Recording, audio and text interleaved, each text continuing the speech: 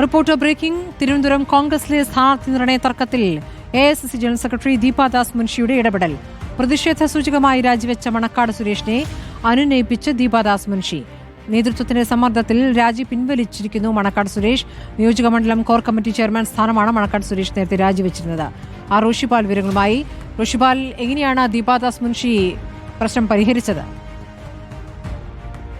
തിരുവനന്തപുരം കോർപ്പറേഷനിൽ അട്ടിമറി ലക്ഷ്യമിട്ടാണ് കോൺഗ്രസ് നേരത്തെ സ്ഥാനാർത്ഥികളെ നിശ്ചയിച്ചത്.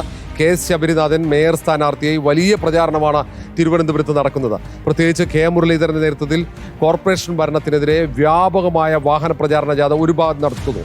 അതേസമയം നേരത്തെ സ്ഥാനാർത്ഥികളെ പ്രഖ്യാപിച്ച കോൺഗ്രസിൽ ഇപ്പോഴും അലട്ടുന്നത് ഭിന്നതയാണ്. സ്ഥാനാർത്ഥി നിർണയവുമായി ബന്ധപ്പെട്ട തർക്കങ്ങളാണ്. ആ തർക്കങ്ങൾ തീർക്കാനുള്ള ശ്രമം ഇപ്പോഴും തുടരുന്നു.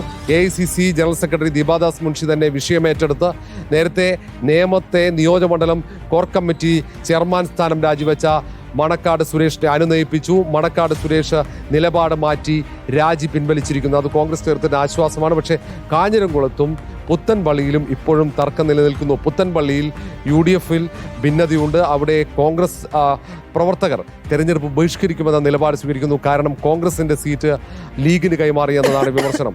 കാഞ്ഞിരംകുളത്തും സ്ഥാനാർത്ഥി നിർണയത്തിൽ പരാതിയുണ്ട്. അവിടെ ബ്ലോക്ക് കോൺഗ്രസ് വൈസ് പ്രസിഡന്റ് ഉൾപ്പെടെ രാജിവെച്ചതാണ്. ഈ പ്രശ്നങ്ങളൊക്കെ വളരെ പെട്ടെന്ന് തീർക്കാനുള്ള ശ്രമം കോൺഗ്രസ് നേതൃത്വം നടത്തുകയാണ്.